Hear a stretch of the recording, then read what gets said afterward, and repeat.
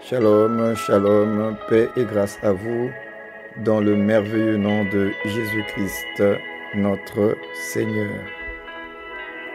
Alléluia.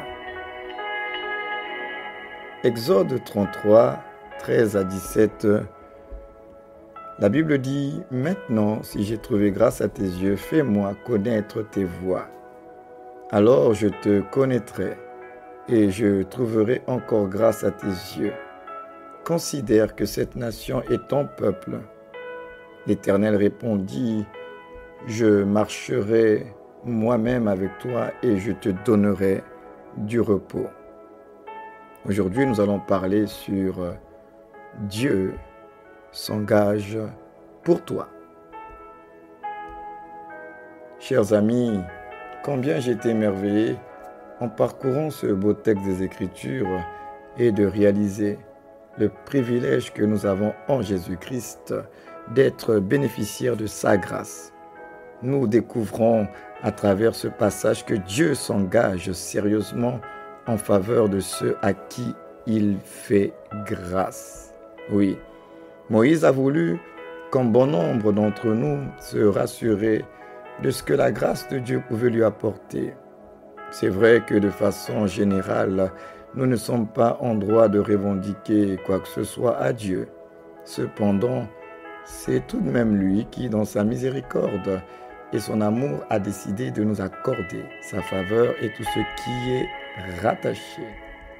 Déjà, il est important de savoir que la grâce de Dieu a permis que nous passions de la condamnation à la justification, de l'esclavage au rachat et à la liberté, des ténèbres à la lumière, de la puissance de Satan à la puissance de Dieu.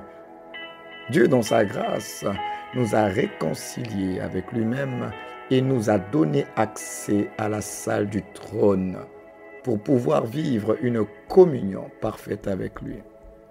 Sa grâce nous a repositionnés et nous a conféré un nouveau statut, celui de fils et fille de Dieu.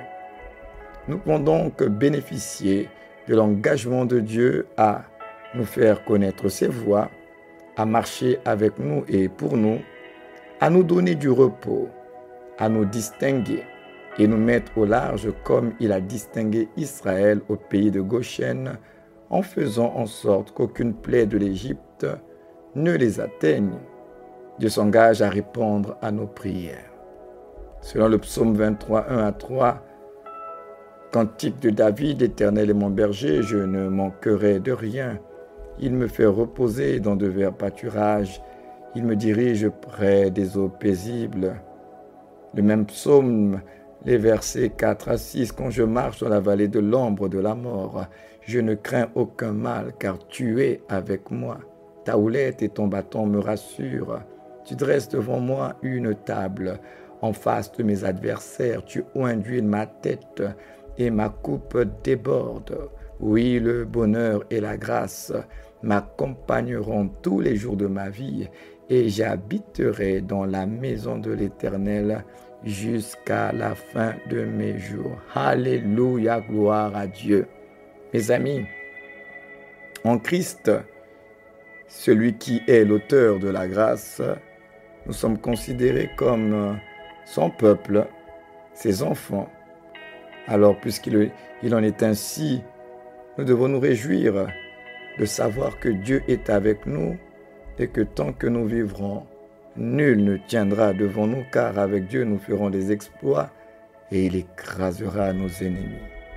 Si comme Moïse, vous avez trouvé grâce aux yeux de l'Éternel, vous avez donc des raisons de continuer à espérer dans la vie. Oui, le Dieu qui vous a fait grâce n'est pas un bâtisseur d'œuvres inachevées. Ce qu'il commence, il l'achève toujours. Ce qu'il a commencé dans votre vie, personne ne pourra l'arrêter. Nous sommes tous en Christ Jésus destinés à l'éternité et à la gloire de Dieu.